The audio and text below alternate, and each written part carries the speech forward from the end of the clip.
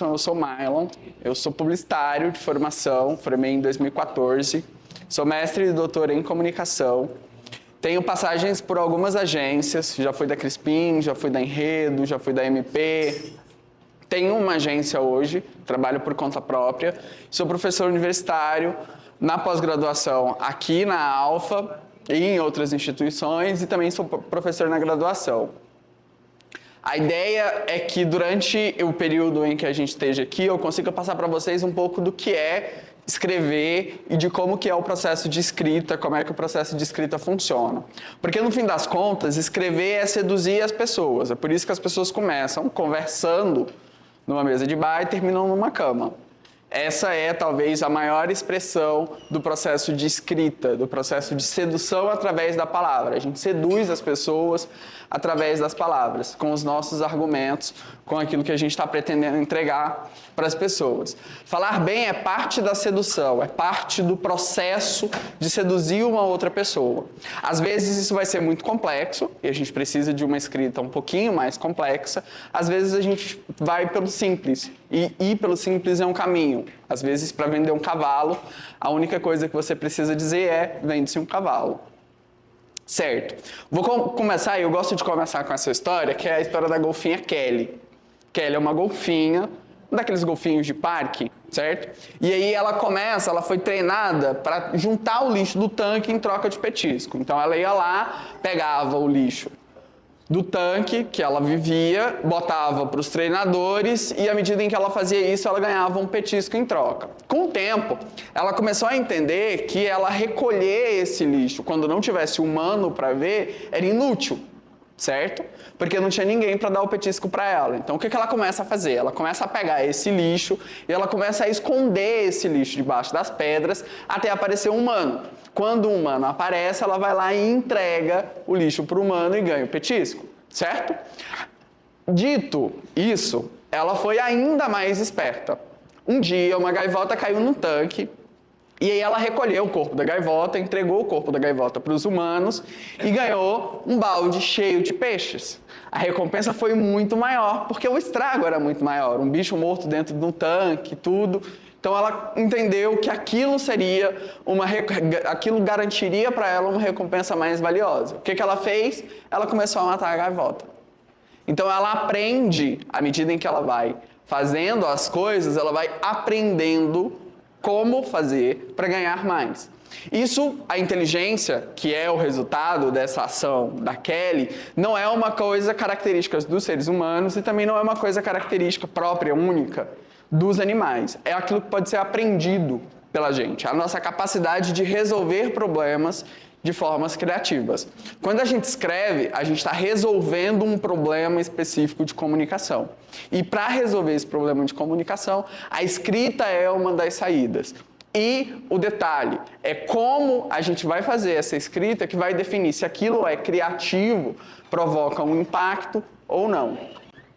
E o que é criatividade? Todo mundo pensa que criatividade é um negócio, e vocês provavelmente já devem ter entrado num momento que é, eu não sou criativo. Dada essa crise do tipo, eu não sou uma pessoa criativa, eu não consigo escrever o texto de uma forma criativa, eu não consigo desenrolar as minhas atividades de uma maneira criativa. Isso porque parte das pessoas acreditam que a criatividade ela é um dom, um negócio que nasce. Ah, o Mylon nasceu criativo, o Mylon é uma pessoa criativa. Não. Criatividade é aprendido. Você aprende a ser criativo. Você aprende a construir textos de maneiras diferentes. Eu, por exemplo, se me colocar para escrever uma notícia, eu vou ser uma negação. Embora eu saiba escrever uma notícia. Mas o tempo que eu vou demorar para escrever uma notícia é muito diferente do tempo que uma amiga, que é jornalista, que escreve, que é jornalista há 30 anos, e há 30 anos ela senta na cadeira e ela simplesmente consegue escrever. É uma coisa que não acontece comigo. Eu, por exemplo, quando eu preciso escrever, eu tenho um ritual. Eu tenho que pôr uma música, eu tenho que parar todas as outras coisas que eu estou fazendo, eu tenho que distanciar do celular. Eu escrevi minha tese das 4 às 6 da manhã. Esse era o horário que eu conseguia escrever e escrever bem. Então eu escrevi ela sempre das 4 às 6. Eu dormia cedo, bem cedo, Sou uma jovem senhora, daqui quando der umas 9 horas eu vou estar abrindo a boca. Então eu dormia bem cedo, acordava bem cedo e escrevia ela naquele horário. Esse era o meu ritual de escrita. Vocês precisam entender como que a escrita funciona para vocês. Eu conheço uma pessoa, Aline Durando. Ela foi diretora de criação da Crispim na minha época. E aí ela só consegue escrever se ela pegar um papel e o papel já estiver riscado. O papel já tiver alguma coisa escrita. E aí ela começa a escrever nesse papel já riscado. Eu sou da Crispim da época do Lucão. Vocês conhecem o Lucão? O escritor? O Lucão é um escritor. Ele era blogueiro, virou um escritor, tem uma certa fama aqui em Goiânia. Eu sou da Crispim da época do Lucão. Ele escrevia o Abra o Bico, que eram uns textinhos pequenininhos, assim.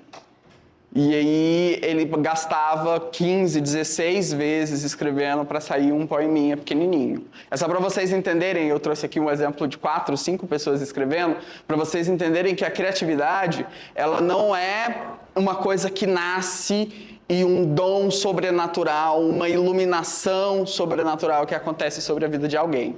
Primeira coisa que a gente precisa entender é que a criatividade é repertório.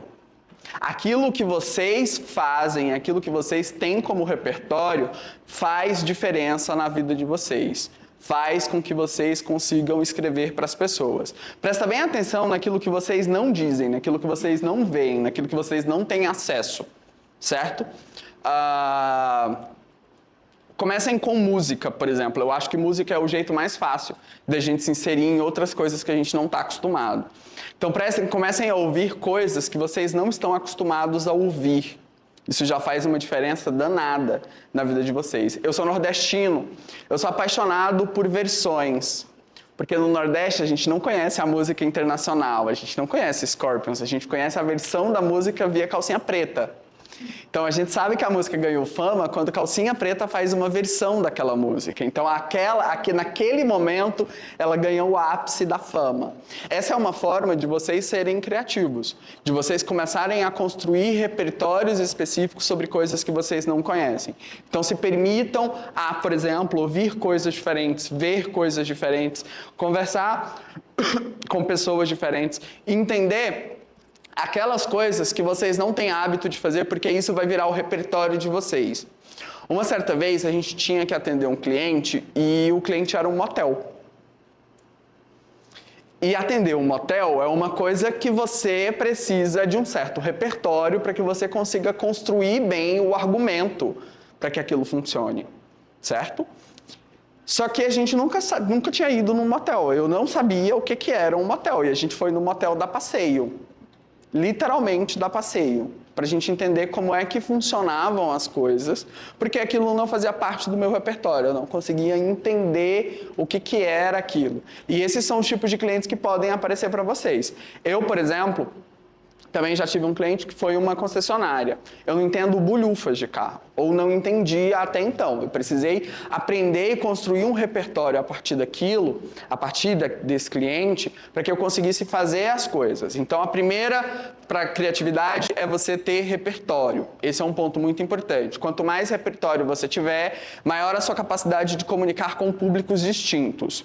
Segunda possibilidade é improviso. Criatividade tem a ver com improvisar. Improvisar tem a ver com você encontrar uma solução criativa e eficiente com base no cenário que te é dado.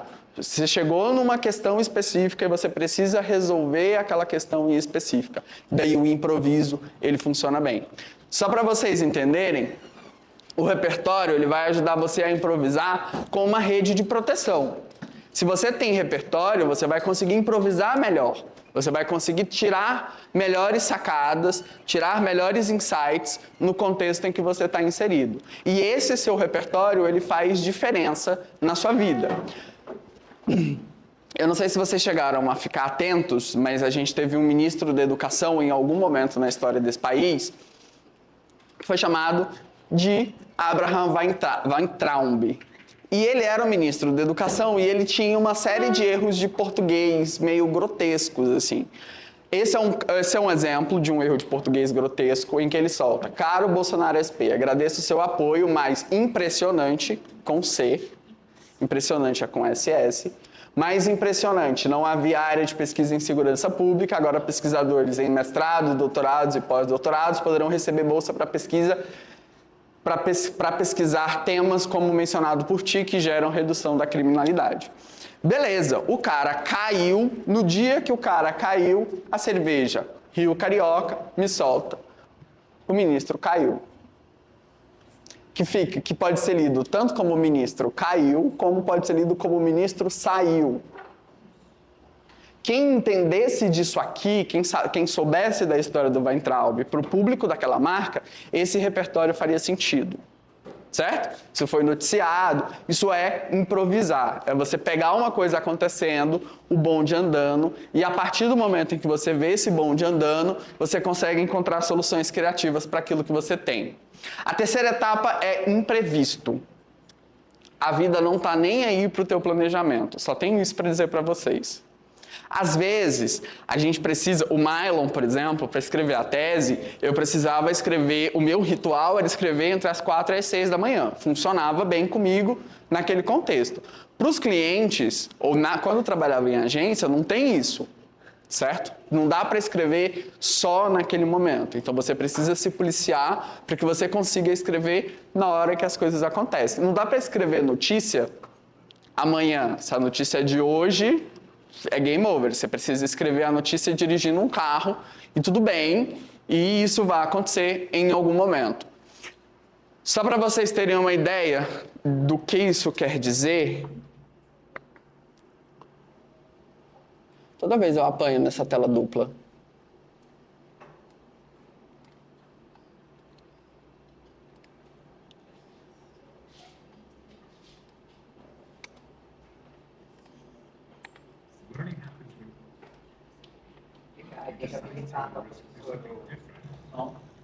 Pera.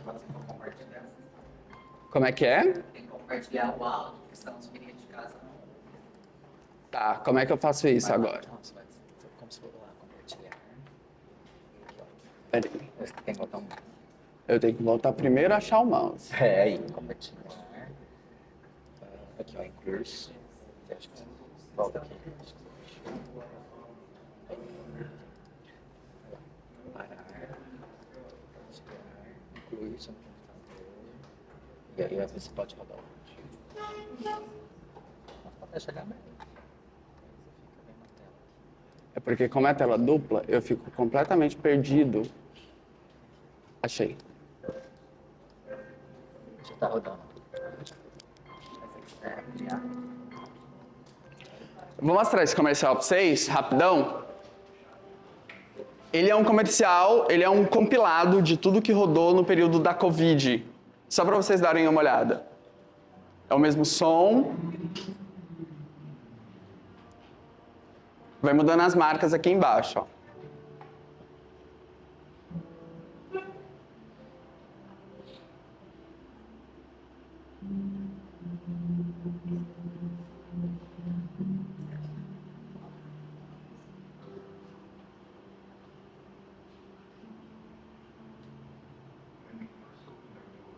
E aí ele segue, ele vai indo, vai desde o que vai ser dito, quanto o som que é utilizado, o BG, quanto as imagens. Isso tudo foi o que aconteceu no período da Covid. Isso porque todo mundo precisava, ao mesmo tempo,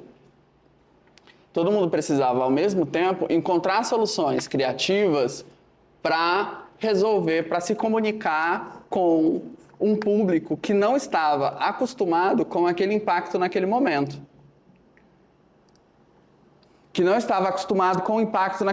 Isso significa que essas pessoas não são criativas? Não. Significam que as ideias elas estão circulando por aí. Essa é uma premissa de uma coisa que chama Agile Marketing. Eu não sei se vocês já ouviram falar. É Agile de Agile. Escreve Agile, mas fala Agile. Agile Marketing. A premissa do Agile é que as ideias circulam por aí como o espírito do tempo. E que as pessoas estão tendo essas ideias todas em algum momento. Então, quanto mais rápido você escrever e pôr essa ideia no mundo, maior a possibilidade de você conseguir que a sua ideia seja verdadeiramente inovadora. Como que a gente faz, então, para garantir que as ideias surjam? E aí, uma boa ferramenta é o brainstorm. eu não sei se vocês já ouviram falar, quem não é de PP, pouco provável tem ouvido falar nessa técnica ou nesse estilo de produção de ideias. Mas o brainstorming, ele é um tarô de ideias, se a gente traduzisse em termos práticos. E o brainstorm tem técnica, não é uma bagunça. Esse é um ponto muito importante. Não é uma bagunça. Tem técnica para fazer e a diferença, o resultado que se colhe de um brainstorm é muito importante. Primeiro, porque a criação ela é um processo solitário. Eu mencionei para vocês aqui pelo menos 4, 5 pessoas que tinham processos de escrita distintos.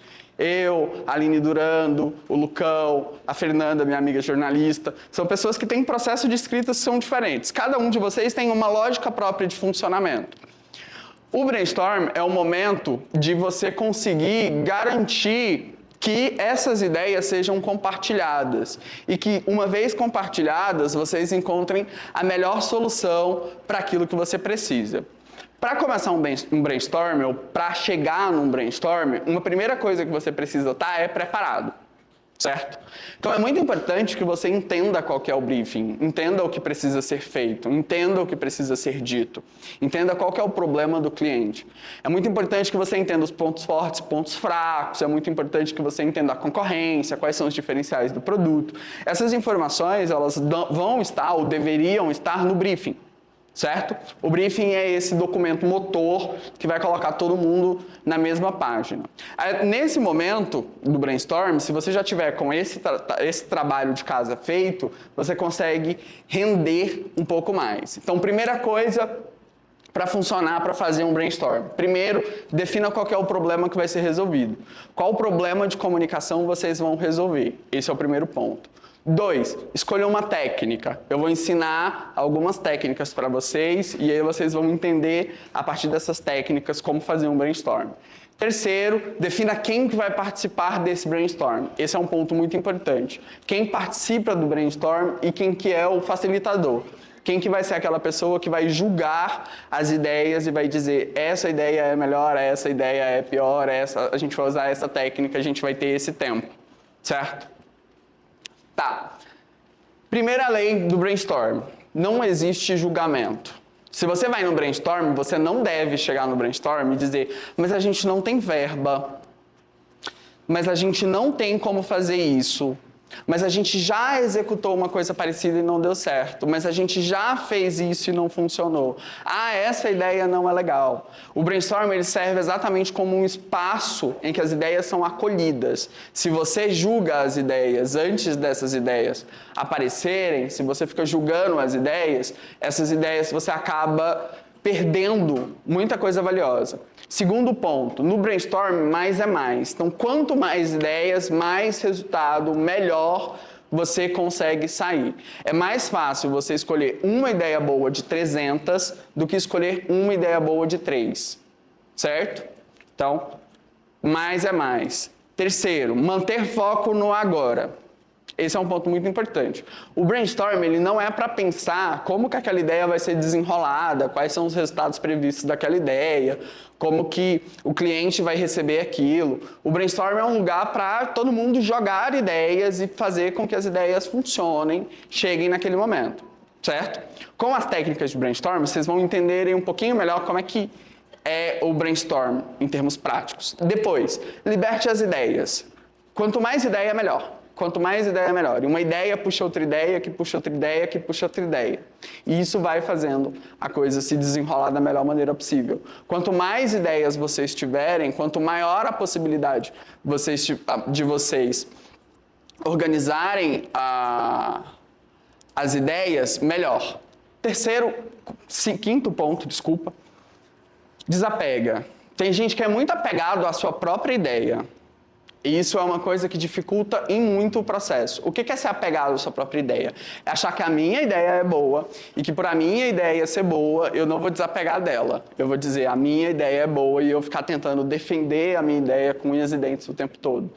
Num processo de brainstorming, num processo de troca, é muito importante que você desapegue das suas ideias, porque pode ser que o coleguinha tenha uma variação da sua ideia que é melhor, pode ser que o coleguinha tenha uma ideia geral que é melhor do que a sua. Depois, faça... E aí eu acho que ninguém nunca ensinou isso para vocês, mesmo quem ensinou vocês a fazer brainstorm, fazer o brainstorm em 1 hora. Não precisa mais que 1 hora para fazer brainstorm. Depois disso, vira conversa de comadre. Vamos lá. O que é um brainstorm e quais são os tipos de técnica que vocês podem utilizar? O brainstorm é o momento em que vocês se sentam, depois de lidos briefings, desapegados das ideias, com foco no agora, respeitando o colega, sem julgamento das ideias, utilizando o máximo de possibilidade de ideias possíveis que vocês vão jogar para resolver um determinado problema. Então, o nosso problema hoje é comunicar a troca de gerência do restaurante XYZ. Para fazer isso, a gente vai fazer um brainstorm, chegam várias pessoas que vão dizer quais são as melhores ideias para fazer aquilo. Eu tenho várias pessoas, a equipe que participa, e eu tenho um facilitador, que é quem vai julgar essas ideias, quem vai dizer qual que é a melhor ideia, qual que é a melhor solução para aquele problema. Daí, no brainstorm, eu tenho esses estilos. Primeiro é o freestyle. O freestyle é talvez o mais comum, o mais utilizado por todas as pessoas. Ele é chegar e todo mundo jogar as ideias livremente. Joga, todas as ideias, todas elas livremente. E aí depois, em um segundo momento, julga-se essas ideias e vê quais dessas ideias vão funcionar melhor. O what if, ou e se, esse é o que eu mais gosto. Ele funciona nessa lógica do e se a gente vestisse o Cristo Redentor com a camisa do Corinthians? Certo? Mas isso é real. Ele foi vestido com a camisa do Corinthians ou do Vasco? Sei que era preto e branco. Mas aí, e se a gente vestisse o Cristo Redentor com a camisa do Corinthians? E se, ao vestir o Cristo Redentor com a camisa do Corinthians, a gente celebrasse os 100 anos do Corinthians? E se a gente trouxesse a Madonna para falar do futuro? E se a gente... Sim, a gente trouxesse a Madonna para falar do futuro. Foi a campanha do Itaú. Eu sou feita de futuro? Que tinha Madonna? Eu preciso mostrar essa referência.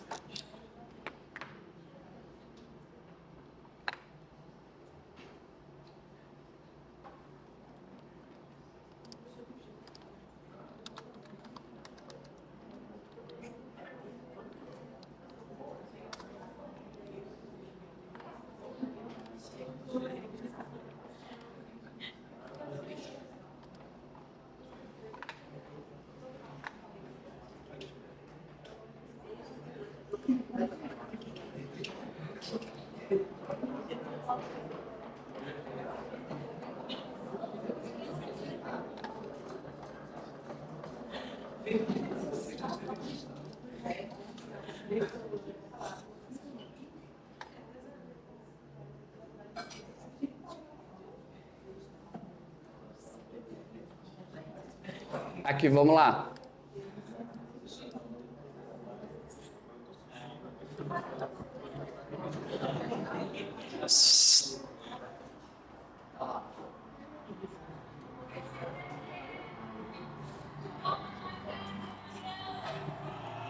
Tá tocando alguma coisa em conjunto aqui.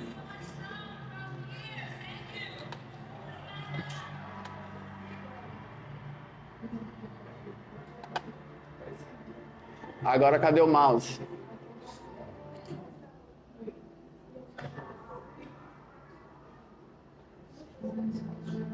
I'm always reinventing myself so that I can keep being myself. It's not about who I am, it's about how many I am.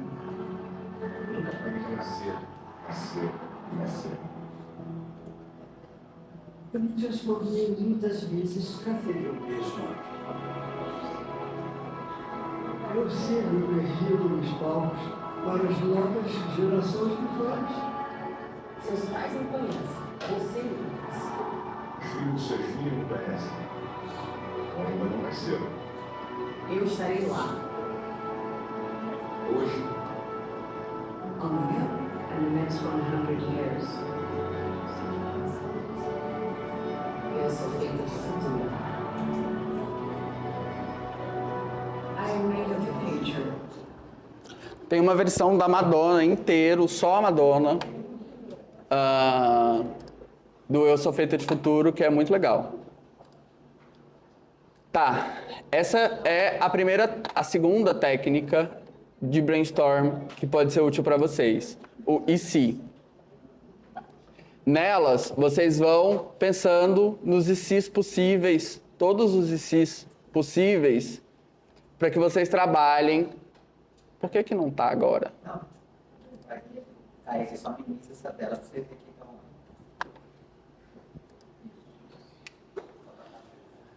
E eu já dei aula na pós, assim, a gente faz mestrado, doutorado, é real essa coisa do tem mestrado e doutorado, mas não sabe mexer no PowerPoint, tá? Porque a gente não tem aula disso, tá bom? Nem na graduação, nem no bacharel, nem no licenciatura, não tem no mestrado, não tem no doutorado.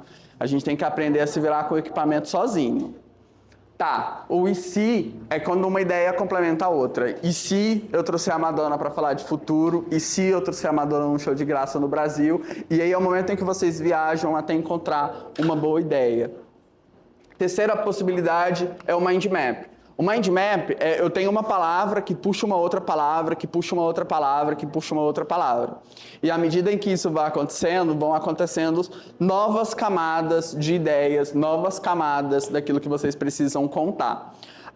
O Itaú, e aí eu lembrei por causa do sonzinho, o Itaú tem uma trilogia do tempo que eles fizeram no final do ano. Eu sou esperança, eu sou o tempo, eu sou a renovação. Acho que é a renovação, a terceira. Mas é uma trilogia de final de ano em específico, que a cada final de ano eles fizeram uma campanha voltada para o final de ano e com uma palavra específica em xeque, com uma palavra específica como palavra de ordem. Então, essa é uma premissa. E depois, a terceira é a enxurrada. Qual que é a diferença da enxurrada para os outros? Aqui, em termos práticos. É porque os participantes escrevem as ideias individualmente e depois o facilitador une essas ideias. À medida em que você tem um bom brainstorm, você vai conseguir entender quais são os problemas do cliente, como é que o cliente vai resolver aqueles problemas, quais são as melhores soluções criativas para aquilo, e a partir disso você começa a pensar o texto. É muito importante que a gente crie hoje sem viés, certo? Nós somos enviesados. O que é enviesados? Em algum momento nós seremos machistas por natureza, racistas por natureza, homofóbicos por natureza, misóginos por natureza, porque é assim que nós fomos acostumados, em alguns percentuais, com alguma diferença para algumas pessoas, claro. Se a gente já no brainstorm, a gente começa a pensar o viés, e para não criar uma coisa enviesada que reforça estereótipos, que reforça sofrimentos, que vai ser prejudicial a determinadas pessoas, a gente já começa, no brainstorm, a criar de uma maneira mais limpa. Então, pensar, a ideia é útil e inclusiva, nosso casting é inclusivo, casting são as pessoas que vão participar do comercial, por exemplo. Nosso casting naturaliza a diferença, está ali um amigo só para uma pessoa com deficiência, só para fazer cota, e aí esse é um detalhe, se de fato eu estou promovendo uma inclusão, se eu estou fazendo aquilo acontecer da melhor maneira possível. Estamos quebrando estereótipos, a mulher está na cozinha e o homem é provedor, isso é uma outra questão. E tirar a diversidade do banco de imagens, é pensar a diversidade como diversidade mesmo. E aí eu vou fazer uma pergunta para vocês, todo mundo. Pensem numa pessoa muito bonita. Certo? Todo mundo pensou numa pessoa muito bonita? Levanta a mão quem pensou uma mulher. Certo? Eu já perdi metade da sala. Para metade da sala, a mulher não é a pessoa mais bonita. Existem coisas mais bonitas, inclusive para os homens. Certo? Quem pensou uma mulher preta? Mulher preta. Aí eu já perdi mais um bocado da sala. Uma mulher preta. Depois, quem pensou uma pessoa com deficiência? Certo? Isso é o quanto nós somos enviesados. Isso é o quanto a nossa cabeça é enviesada. Então, vocês serão pessoas que vão criar estereótipos, que vão destruir estereótipos, que vão criar o futuro, que vão criar aquilo que roda no imaginário social. Vocês têm essa responsabilidade. As gerações anteriores falharam em algum momento. Claro, muitas mudanças foram feitas. A gente já não vê mais, por exemplo, campanha de cervejaria objetificando o corpo da mulher. Certo? Isso já deu uma reduzida. Mas ainda tem muito caminho para se andar para a gente pensar numa inclusão de fato. E aí eu trouxe uma recomendação de livro para vocês. Ultimate Brainstorm, um Toolbox for Brainstorms and Facilitators. Ele tem gratuito para o Kindle, tá? Vocês conseguem achar ele para ler no Kindle. Só tem em inglês. Eu não consegui encontrá-lo em português. Deem uma olhada que pode ajudar vocês a como fazer um brainstorm. Todo mundo aqui sabe fazer um brainstorm?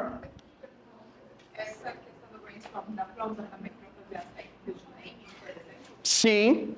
Sim. Sim. A gente usa esse brainstorm para fazer naming. Você pode usar o brainstorm para resolver o que vocês vão fazer de almoço. Certo? Então, o que a gente vai comer no almoço? Vamos ter ideias do que a gente vai comer no almoço. Então, você pode juntar uma galera que vai jogar um monte de ideias. Por exemplo, no IC, que é o que eu mais gosto. E se a gente fizesse estrogonofe? E se a gente usasse o frango do estrogonofe para fazer galinhada? E aí, tudo. Para naming, exato. Todo mundo aqui sabe o que é naming? Naming é a criação de nome para marca, certo? Então, as marcas surgem como nomes e alguém dá esse nome para ela. Existem profissionais que se especificam em naming. A única coisa que eles sabem, ou aquilo com o qual eles trabalham e trabalham bem, é ser naming. E por mais que pareça fácil, ser naming é difícil para um caramba, porque você precisa encontrar um nome para uma coisa que não existe ainda, ou existe enquanto conceito, mas não existe enquanto marca. E aí você precisa nomear aquilo. Usa-se as técnicas de brainstorming para construir um naming. Tá. Dito isso, o que é redação publicitária? Quando eu falo publicitária aqui, troquem publicitária por persuasiva, tá? Vai funcionar da mesma forma. Porque na publicidade, a escrita ela tem uma premissa de ser criativo. E a escrita publicitária, ela é o texto, certo? Aquilo que está dito em palavras, mas também é a direção de arte e também é a materialização criativa das coisas. Então, vocês precisam pensar, em se tratando de texto persuasivo, tanto naquilo que vai ser dito, como na maneira como aquilo vai ser dito, de que forma que vocês vão dizer aquilo. Isso faz diferença no copy. Isso faz diferença na hora de construir um argumento criativo. Essa é muito legal. Onion rings, aí o rings está escrito errado, aparece a listinha de escrito errado do Word, Fix and Food Mistakes, consertando qualquer erro de comida. Certo? Essa outra, o Ogive da Ogive Leão de Ouro de 2015. Todo mundo sabe o que é isso aqui, né? Não? Pensem mais. Não tem uma palavra escrita. É a mãozinha como uma garrafa de coca. Até o tempo que você demora, que você para e olha e você pensa, é proposital, do tipo, eu preciso pensar isso aqui e isso já rouba sua atenção pelo fato de você não ter entendido. Não tem uma palavra escrita, mas é uma escrita persuasiva. Tá, como é que a gente resolve esse problema, então, da escrita criativa? Ressaca. E aí vamos dar uma de Weintraub. E aí vamos pensar o ressaca é com SS, tá? Vamos pensar o ressaca com 2 R's, com S só. Primeiro, qual que é o recado que a gente precisa passar? Esse é um ponto muito importante. Não adianta você ter uma escrita criativa, ter um texto lindo, mas o texto não comunica aquilo que precisa comunicar. Não diz aquilo que precisa dizer. Esse é um ponto muito importante. Lembrem-se disso sempre. O jeito mais fácil de vender um cavalo é dizer vende-se um cavalo. Esse é o jeito mais fácil de vender um cavalo. Dizer que vende o cavalo. Ponto. Porque às vezes você pensa num texto criativo gigantesco e esse texto criativo gigantesco ele não faz aquilo que ele deveria fazer, que é dizer, olha, eu estou vendendo esse produto nessas condições. Então, primeiro, qual que é o recado que você precisa passar? 2, o que você precisa para se destacar entre todos os outros recados? A gente vive uma era de economia da atenção. A atenção é um recurso muito, muito, muito escasso.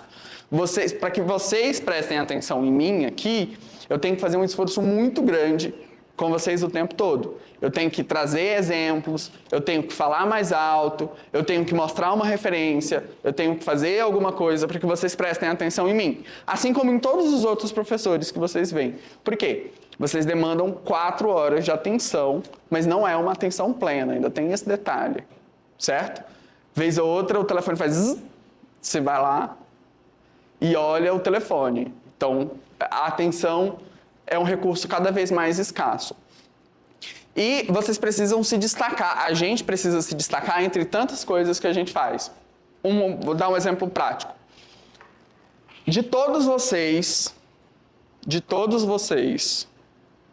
eu apostaria um dedo que a primeira coisa que vocês fizeram ao acordar foi mexer no telefone.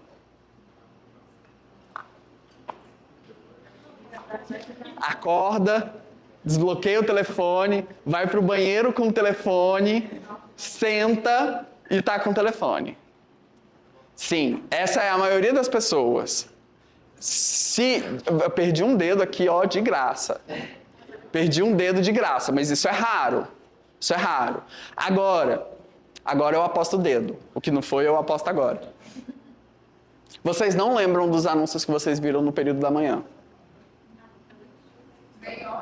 Dos anúncios que vocês viram no período da manhã.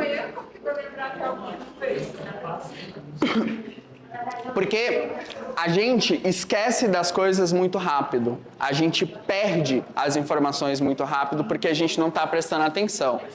Vamos lá. Vamos pensar num anúncio da Havaianas. Pensem em todos. Igualzinho Adão, perco umas costelas, mas ganha a mulherada. Essa é uma campanha completamente machista, certo? Lembra do Criar Sem Viés? Essa é uma campanha da década de 90. Então, na década de 90, esse era o programa mais tranquilo da TV brasileira. Se a gente for recriar isso aqui, como que vocês recriariam? E eu vou dar 5 minutos para cada um de vocês escrever 3 títulos. 5 minutos de cronômetro. Feita quando você tem aquela iluminação, quando você tem dias para escrever o anúncio. Quando o negócio é rápido e é sob pressão, o negócio fica um pouquinho mais difícil. Primeira coisa que vocês precisam fazer no copy de vocês para entender é, o anúncio entrega o que promete. E aí, esse é um checklist para todo o copy que vocês forem fazer, certo? Ele entrega o que promete. Vocês estão vendendo o produto, ou a sensação, ou a ideia daquilo que precisa ser vendido? 2, chama a atenção das pessoas? Ele está sendo atrativo para aquele grupo de pessoas que é o seu público? 3, é fácil de ler? Porque às vezes, e aí o anúncio da Havaianas, esse é um anúncio para impresso. Se esse fosse um anúncio para internet, ninguém leria essa informação. Certo? Por conta de hierarquia. O anúncio, o texto está lá no finalzinho, lá sem contexto, um pouco perdido, inclusivo, no canto direito ainda. Exato. Vocês sabem que a gente lê em Z, né? A gente lê assim, ó. Em Z. Essa é a forma que a gente lê. Depois, soa como verdade? Essa é uma questão muito própria do nosso tempo. No nosso tempo, as pessoas acreditam muito mais em outras pessoas do que nas marcas, certo? A gente não acredita tanto naquilo que as marcas dizem. A gente acredita na recomendação do que as pessoas dizem. Se vocês usam TikTok, provavelmente vocês já compraram algum produto porque vocês viram a menina do TikTok recomendando. E aí alguém recomendou e vocês foram lá e compraram um produto. Ou o Reels também, isso também acontece no Instagram. Com menos frequência, mas acontece. Então, a gente confia muito mais nas pessoas do que nas marcas. E Pro nosso tempo, a verdade é muito importante. Depois, é persuasivo? É atrativo o suficiente? E por fim, tem um bom call to action? Tem uma boa ação para ser executada? Esse também é um ponto fundamental. Checklistzinho do viés. Vamos lá. É machista? É racista? É oportunista? Se aproveita de uma oportunidade específica? Estimula estereótipos? Agride minorias? Ter isso em mente na hora de criar e verificar o anúncio de vocês antes de pôr o anúncio na rua faz com que os anúncios não saiam com... Vou mostrar um exemplo para vocês. E como isso pode acontecer, inclusive, em grandes marcas.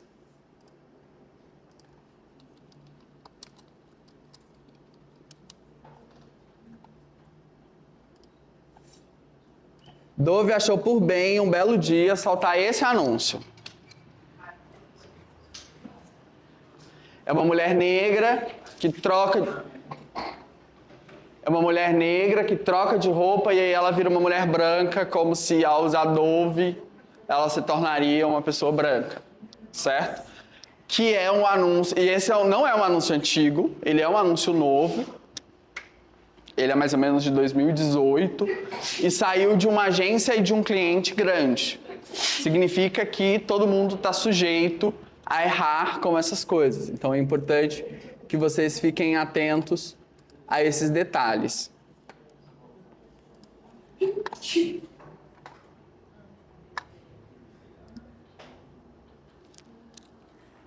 Beleza. A criação é só aquilo que a gente vê, certo? Aqui, o anúncio que a gente vê no mundo, e aí a gente vê o anúncio no mundo e diz, nossa, que anúncio legal. E se a gente vestisse o Cristo com a camisa do time XYZ? Que negócio, que ação massa, que ação bacana. Só que o planejamento é que está por trás. E para ser um bom escritor, para ser um bom copywriter, é preciso que vocês entendam do planejamento. E entendam o que o planejamento propõe. Primeiro, conhecer a marca, certo? O que aquela marca está dizendo? O que aquela marca se propõe? Qual que é a voz daquela marca? Depois, conhecer os clientes, para quem eu vendo, quais são os tipos de pessoas que compram o meu produto. Alguns produtos não vendem só o produto, eles vendem um estilo de vida. É o que acontece com a Harley Davidson, o que acontece com a Farm, o que acontece com a Havaianas, o que acontece com o The Body Shop. São marcas específicas que vendem um estilo de vida e as pessoas compram aquele estilo de vida. Depois, conheça os seus objetivos, aonde você quer chegar. Tanto que, para ser um bom copywriter, e aí vocês vão ver isso no decorrer dessa disciplina, é muito importante que você entenda sobre funil de vendas. Se você não entender o funil de vendas, se você não souber para que etapa do funil você está escrevendo errado, porque você não vai conseguir alcançar o objetivo daquela etapa. Ninguém compra de uma vez. Então, vamos lá, já para a gente chegar na estrutura de copy propriamente dito. Primeira coisa que vocês precisam pensar é que existe uma coisa chamada gatilhos mentais. São motivações específicas que guiam as nossas decisões, inclusive as de compra, que era para ter um ponto de afirmação, desculpem. Inclusive as de compra. Nosso cérebro, ele é preguiçoso. Esse é um fato. A gente pensa porque é obrigado. Ninguém pensa porque gosta de pensar. Pensar dói. Ponto. O nosso cérebro, ele é preguiçoso. Quando vocês veem uma coisa, e já aconteceu de vocês verem um negócio e é um trem meio, sei lá, confundir o saco de lixo com um cachorro? Sim? Esse exemplo foi para todo mundo? Confundir o saco de lixo com um cachorro. O que o seu cérebro está fazendo nesse momento? Ele está pegando uma forma que ele não conhece e associando para uma forma que ele conhece. Ponto. É o seu cérebro sendo preguiçoso. Ele economizando energia. Quando a gente vê os gatilhos mentais eles vão servir exatamente para organizar o mundo ao nosso redor, cheio de estímulos, para que a gente consiga, de alguma forma, tomar decisões de maneira mais rápida, porque a gente não é racional ao tomar decisões. As nossas decisões são tomadas com base nas nossas emoções. E aí, o primeiro dos gatilhos mentais, eu não gosto daquela, tem gente que faz uma separação de 11 grupos de gatilhos mentais, 20 grupos de gatilhos. Eu trouxe 4. Acho que 4 é o suficiente para vocês começarem a trabalhar. Primeiro, identificação. A gente compra com aquilo que a gente se identifica, certo? Esse é o primeiro ponto. Por isso que a voz das outras pessoas na internet está ganhando tanto peso. Vocês já ouviram falar em UCG? Conteúdo gerado por usuário? O CG é o que tem de mais moderno em social hoje. É você pagar um influencer, ou pegar um influencer ou uma pessoa comum e fazer um conteúdo com aquela pessoa comum, certo? Isso vai gerar identificação. Por isso que nano-influencers ou influencers pequenos possuem tanto poder sobre a gente. Porque eles são gente igual a gente. Porque eu me identifico com aquilo. Então, quando você cria um material que gera identificação, você vai fazer... ou você vai levar as pessoas a conhecerem aquilo que vocês querem que elas conheçam. Gerar uma identificação. São códigos familiares para a sociedade ou para uma pessoa que geram identificação imediata. E aí tem uma cadeira, é o anúncio da Tramontina, se eu levantar daqui. Todo mundo sabe quem fala essa frase, certo? A mãe, se eu levantar daqui, todo mundo já consegue perceber que tipo de pessoa que fala aquilo. Isso é identificação. Isso é você conseguir identificar. Ou você ser a pessoa que se identifica com aquilo, a pessoa que diz isso. Certo? 2, praticidade. Lembram que o nosso cérebro é preguiçoso? Lembram que o nosso cérebro é preguiçoso, certo? Então ele vai tentar ser o mais prático possível na hora de escolher os produtos. Ele vai ser o mais prático possível na hora de comprar determinados produtos, na hora de entender os anúncios. Algumas vezes você vai vender o produto por aquilo que ele representa de praticidade para o consumidor, daquilo que ele representa de praticidade para o mercado. Houve um momento na história em que vender álcool 70 era só dizer álcool 70. Não precisava de mais nada, certo? Era só dizer isso, porque todo mundo precisava daquilo naquele momento. É uma coisa imediata ou de ordem prática. Por que o iFood manda notificação perto da hora de almoço? Certo? Todo mundo que tem notificação ativada provavelmente já recebeu uma notificação do iFood perto da hora do almoço, perto da hora do lanche. Viés de praticidade. Depois, admiração. É quando a marca ou produto é uma love brand, uma marca amada, e representa uma ascensão social. Ela está trazendo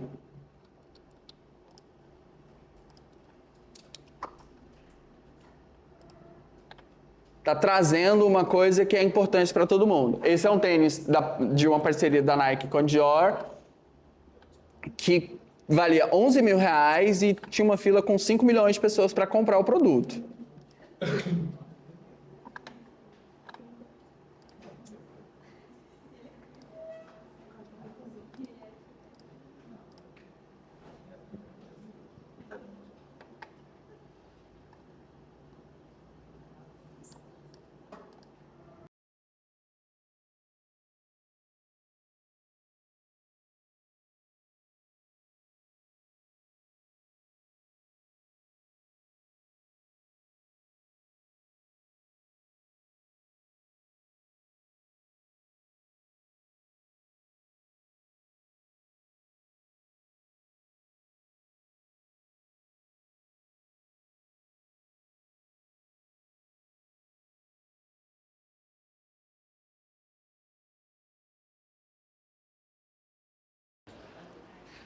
É um Air Jordan, que já é um tênis reconhecido e que tem um público consolidado,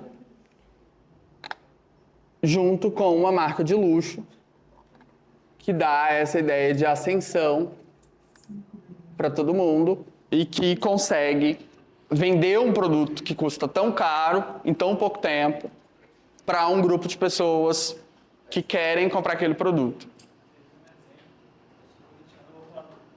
Eu sou corintiano, estou falando do Corinthians. Teve um exemplo. Semana passada, lançaram os novos uniformes da temporada. A Nike disponibilizou, em relação ao número de torcedores que o Corinthians tem, pouquíssimas peças. A camisa de jogador custava R$700. Em 40 minutos, se esgotaram. Esgotou tudo. Sim. Isso acontece. Porque a marca ela consegue construir um espaço de admiração e que as pessoas que têm aquele produto se sentem pertencentes a determinado grupo. A camisa, a temática dela era contra a questão da luta contra o racismo. Legal. Toda a questão de identificação é tão importante que, por exemplo, quando é uma marca de nicho, quando eu falo marca de nicho, eu cito, por exemplo, a Dior, que é uma marca de alto custo, as pessoas que consomem o público que consome esse produto, ele não se identifica mais a partir do momento que outros públicos passam a consumir. Sim. Então, algumas marcas se mantêm com uma certa, vocês vai mais aqui, justamente para não perder todo o trabalho que eles já tiveram de construir o nome, construir um posicionamento e construir o que eles são de fato. A Burberry teve um problema sério no Brasil por conta disso.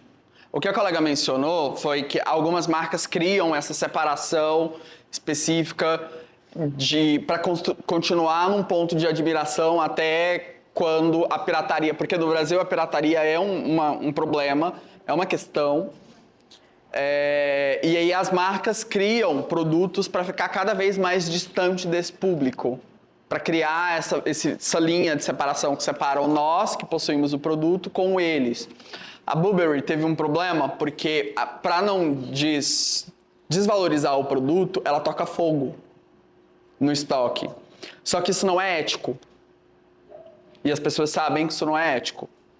Porque tanta gente sem roupa e a Burberry tocando fogo na roupa para não perder mercado, para não perder valor de mercado. Exato. E aí, isso foi um problema. A Louis Vuitton está passando por um reposicionamento agora.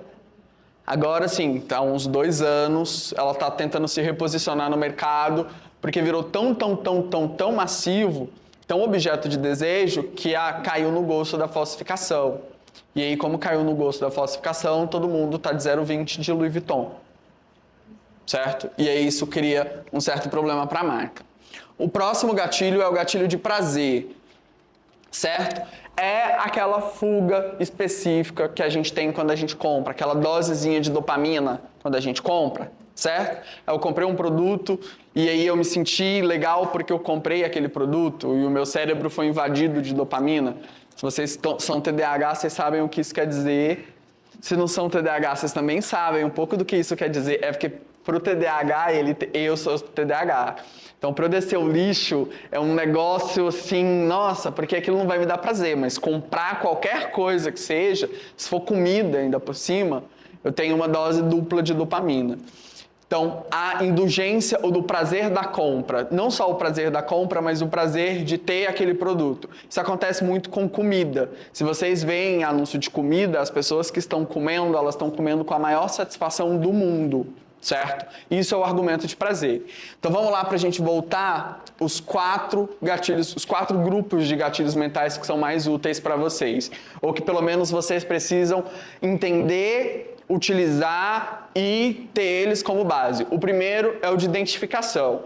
Criar formas de fazer com que o meu consumidor se identifique com aquilo que eu estou vendendo é o primeiro tópico.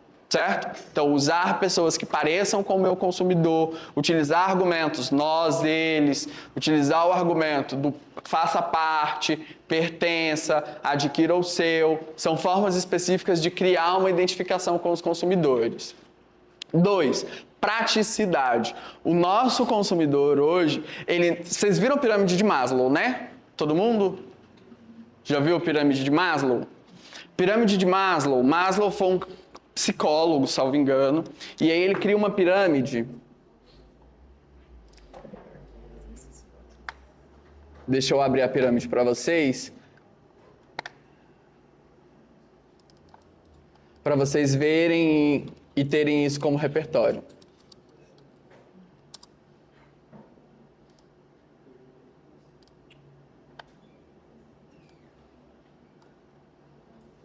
Aqui.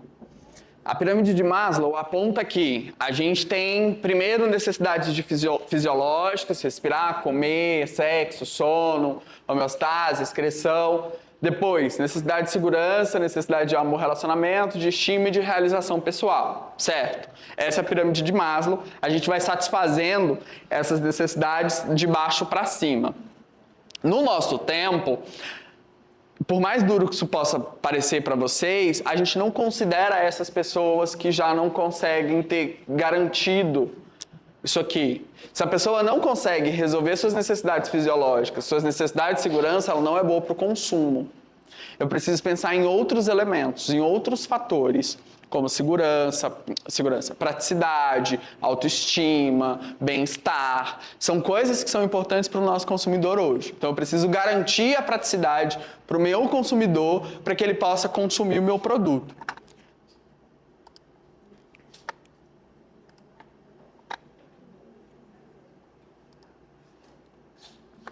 Depois, admiração.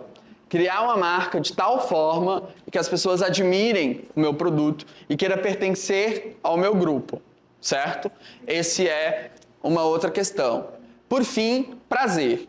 As pessoas compram por prazer. Fazer com que elas sintam prazer, fazer com que elas se sintam realizadas ao comprar aquele produto é uma questão. Por isso que imobiliário, por exemplo, trabalha tanto com a questão do sonho. Realize seu sonho de primeira casa. MRV teve um período gigantesco de campanha em que eles falavam meu primeiro MRV. Não era meu primeiro AP, era meu primeiro MRV. É lidar com o prazer dessa realização desse sonho, certo? Seguindo. Todo mundo entendeu até aqui? A aula está indo massa, está tranquilo, está indo muito rápido. Às vezes parece que eu estou narrando corrida de cavalo, mas é só pedir para eu ir um pouco mais calmo, que vai de boas. Tá, então se eu tenho o argumento que eu vou utilizar, eu preciso pensar agora como é que eu vou fechar a venda. Daí eu tenho um call to action. Call to action, o chamada para ação, é basicamente eu convidar a minha audiência para fazer aquilo que eu quero que ela faça. É muito importante que o meu consumidor, ele saiba o que eu preciso que ele faça. A gente é muito bom em obedecer. A gente é muito bom em obedecer. Por quê? Se a marca já diz exatamente o que eu tenho que fazer, e aquilo me parece fácil, é prático, tem praticidade, eu consigo executar aquela ação. Um exemplo prático para vocês entenderem de como que é, do que não fazer. Vocês provavelmente já viram um sorteio no Instagram, que você tem que seguir 12 pessoas, dar 13 pulinhos, deixar o Instagram aberto, seguir não sei quem, compartilhar no story. Só de você ver aquilo você cansa e você não faz. Certo? Porque não é prático. Porque as ordens não são práticas. Nós gostamos que as coisas sejam práticas. Aponte o celular para o QR Code aqui ao lado. Pontou. E a gente só faz isso, a gente só começou a usar QR Code depois que o QR Code veio nativo na câmera dos telefones. Certo? Eu sou da época que o QR Code foi lançado. Que o QR Code era o mais da tecnologia, assim. Tipo, quando eu estava na graduação, lá em 2010, 2011, o QR Code era o mais da tecnologia. E o QR Code caiu em desuso, porque você tinha que baixar um aplicativo para ler o QR Code, e as pessoas não faziam isso. Caiu em desuso e agora voltou de novo, porque mudou-se a tecnologia. E agora é prático. Então vamos lá. Anúncio da Tramontina. Confere lá. Ponto. Eu já digo o que a pessoa precisa fazer. Eu deixo o meu CTA muito claro daquilo que precisa ser feito. Os dias em casa fizeram você perceber que precisa de mais praticidade na cozinha? A gente tem algumas dicas para deixar a bancada mais funcional e as tarefas mais fáceis. Confere lá no nosso blog. Então eu já digo exatamente o que a pessoa precisa fazer. Eu tenho uma chamada, certo? Os dias em casa fizeram você perceber que precisa de mais praticidade na cozinha? Ponto. Eu estou criando uma identificação com o meu público. Eu estou perguntando para ele alguma coisa. Parte do meu público vai dizer não, e aí eu já estou filtrando. Parte do meu público vai dizer sim. Para aqueles que dizem sim, eu tenho o resto do texto e tenho um CTA. Percebam como o CTA é simples? Ele não precisa vender, é simples. Você não precisa enrolar muito. É dizer o que você quer que o seu consumidor faça. E dizer isso bem feito. Casas Bahia soltou uma campanha. Casas Bahia está no app, está no site, está no Zap. Me chama no Zap. Ponto. Mais Brasil impossível. É o Brasil do Brasil. Literalmente. Me chama no Zap. Ponto. A Render também usa Zap ao invés de WhatsApp. Tá no app, tá na loja, tá no Zap, tá no Tic, tá no Toque. Então é criar um CTA que seja atrativo o suficiente. De novo, nós não são só os nossos posts que podem sumir de repente. As florestas também correm esse risco. É por isso que o Bot e as marcas do Grupo Boticário se uniram para alguma coisa importante com você. Toque na imagem e descubra. Então você toca na imagem e você consegue ver aquilo que você precisa ver. Então ter um CTA é muito importante.